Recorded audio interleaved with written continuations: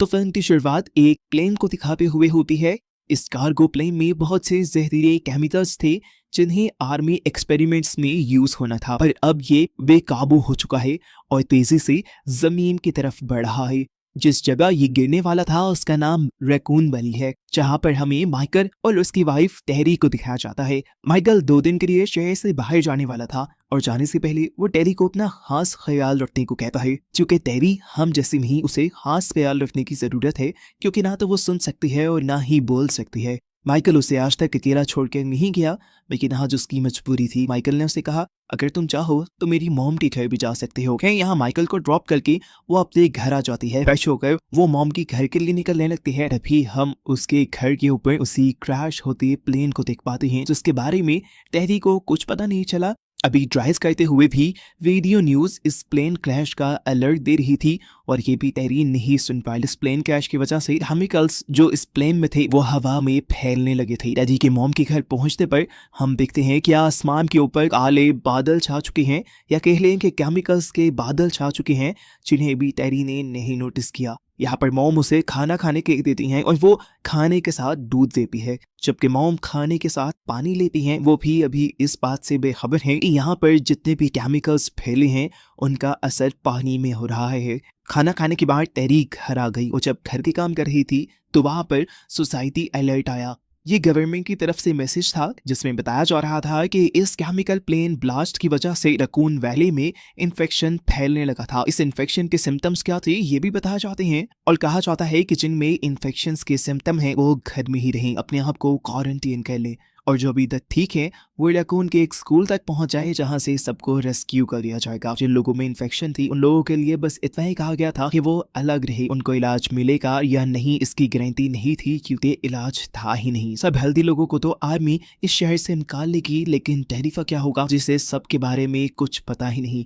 Light of करके टेरी सोने जा रही थी, तभी उसने नोटिस किया कि उसके आस पड़ोस के लोग तेजी से अपनी कार्स लेकर जा रहे थे, लेकिन इन चीजों को भी उसने एबनॉर्मल नहीं समझा। सामने एक आदमी लाइट के नीचे अजीब तरीके से खड़ा था, उसे देखकर टेरी को थोड़ी परेशानी हुई, लेकिन उसने अपने घर का सिक्योरिटी अलर्ट ऑन कर दिया जो उसके मोबाइल से कनेक्टेड था, और फिर वो सो गई। उसके मोबाइल पे लगातार किसी के मैसेजेस भी आ रहे थे जिसको उसने देखा ही नहीं। सुबह उठते ही वो अपने कामों पे लग गई और जब घास काटने के लिए बाहर आई तो उसने देखा कि उसके नेबर्स की कार खुली हुई थी। ऐसे तो कोई पीएम की कार चोरी करके ले जा सकता था। टेरी ने जाकर उस कार के दरवाजे बंद किए और बेल बजाई, लेकिन अंदर से कोई रिस्पॉन्स नहीं आया। टेरी ये चीज तो महसूस ही नहीं कर पा रही थी कि आज शहर में कहीं ज्यादा सन्नाटा है। अब जब नेबर से कोई रिस्पॉन्स नहीं आया तो उसने कार को जाकर उनकी ही पार्किंग में पार्क कर दिया। वो जब वापस घर जा रही थी तो उसे रास्ते में एक बिल्ली दिखाई दी जिसे वो उठाकर अपने घर ले आई। घर आकर वो दिखती है कि उसको उसके हस्बैंड माइकल के कई मैसेजेस आए हुए थे, जिनका जब वो रिप्लाई करने लगते हैं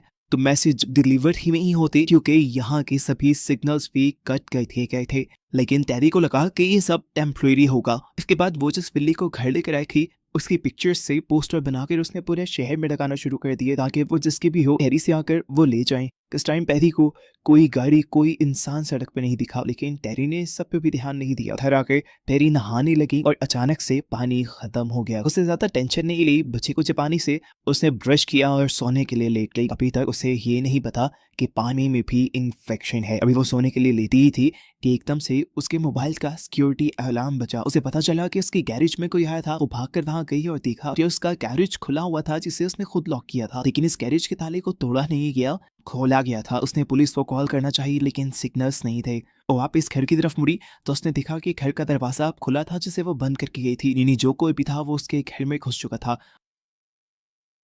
उसने अंदर जाके जल्दी से अपनी गन निकाल ली। अब लाइट भी जा चुकी थी। उसने अपने सिक्योरिटी अलार्म को दोबारा सेट किया और कमरे में सोने जा ही रही थी कि दोबारा उसके फोन पे अलर्ट आ गया। इस मर्तबा अलर्ट बेसमेंट से था।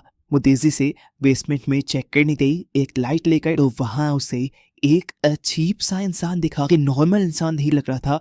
इसका मुंह बिखरा हुआ था। असल में ये इन्फेक्टेड इंसान था जिसके बारे में टेरी को पता ही नहीं था।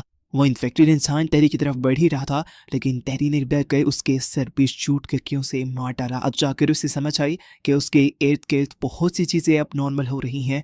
डर कर उसने मॉम के पास जाने का डिसाइड किया, लेकिन मॉम के घर जाने पे क्या देखा कि उनका फ्लैट पूरी तरह खुला था। उसे बहुत अजीब फील हुआ। अंदर जाने पर उसने हर जगह मॉम को ढूंढा, लेकिन मॉम उसे कहीं नहीं मिली। जब वो बाहर आई और उसने पोर्च पे देखा तो मॉम गाड़ी के अंदर थी और वहीं पर मर चुकी थी। देखने को मिला कि मॉम ने अपनी जान खुद ली थी क्योंकि वो इन्फेक्टेड हो चुकी थी। यहाँ पर हमें इन इन्फेक्टेड लोगों के बारे में एक और बात पता चलती है कि ये लोग इन्फेक्टेड होकर ज़ॉम्बी की तरह की क्रिएचर तो बन रही हैं, लेकिन इन्फेक्टेड होने के बावजूद भी इन सब के दिमाग नॉर्मल इंसानों की तरह काम कर रही हैं। जिस तरह पहली मूवीज में ज़ॉम्बीज दिखाए जाते हैं, इस मूवी के ज़ॉम्बीज उस तरह पागलपने में नहीं जाते। टेरी जो बहुत ज्यादा डर चुकी थी, उसने माइकल के पास जाने का डिसाइड किया, लेकिन बाहर जाने के सारे रास्ते अब बंद कर दिए गए थे। इस पूरे रैकून वैली को सील कर दिया गया था गवर्नमेंट की तरफ से। मजबूरी में टेरी वापस अपने घर आ गई। घर आते ही उसने सबसे पहले अपनी खिड़की और दरवाजे सील किए और पूरी रात इस इंतजार में गुजार दी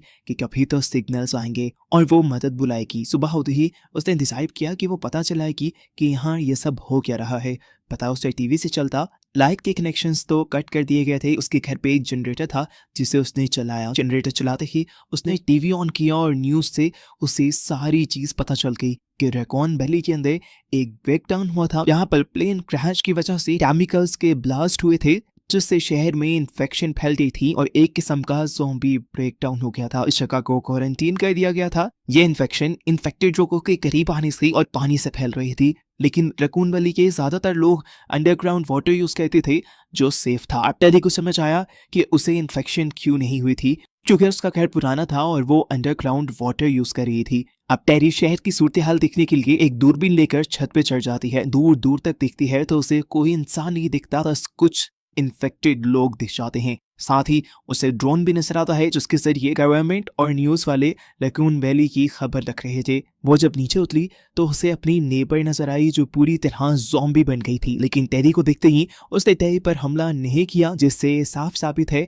कि वो अभी तक अपने सेंसेस में है। टेरी नीचे आई, उसने दोबारा से टीवी ऑन किया और उसे रैकून वैली के बारे में और पता चला। सारे मेन रोड सील कर दिए गए थे, लेकिन एक अभी भी पुराना रोड ऐसा था जिसके बारे में ज्यादा लोगों को नहीं पता था और वो खुला हुआ था। इस रोड का रास्ता टेरी को भी आ सकता था। उसे समझ आ गई कि इस रोड के जरिए वो यहाँ से बाहर निकल सकती है, तो बिना देरी किए वो यहाँ से निकलने की तैयारी करने लग जाती है। कुछ जरूरी सामान लेती है। उसके घर पे जो बिल्ली थी उसे खाना देती है और एक विंडो उसके लिए खोल देती है कि अगर वो यहाँ से जाना चाहे तो चली जाए। अब वो पुराने रोड पे बहुत ज्यादा आगे आ गई थी कि शहर से बाहर निकलने ही वाली थी, लेकिन उसकी बदकिस्मती कि फ्यूल खत्म हो गया। पीछे जाती ही तो फंस जाती, इसलिए उसने पैदल चलने का डिसाइड किया। चलते हुए वो एक फार्म हाउस तक पहुंच गई, जिसे देखकर उसने सुकून का सांस लिया। ये फार्म हाउस पहले के घरों की तरह खुला हुआ था। अंदर उसे कोई नहीं दिखा तो वो नीचे स्टोरेज एरिया के अंदर चली गई, जहां पर उसे यहाँ का इन्फेक्टेड हुआ मालिक दिखा। वो उसकी तरफ बनने ही वाला था, लेकिन टेरी ने अपनी जान बचाने के लिए अपने पास मौजूद गन से उसे शूट करके मार दिया और फिर वहां मौजूद डीजल की कैन लेकर अपनी गाड़ी की तरफ आ गई। वो तो इसे पेट्रोल समझ रही थी, लेकिन जब गाड़ी में डालने लगी तब उसे पता चला कि ये डीजल है। उसकी सारी उम्मीदें टूट गई थी।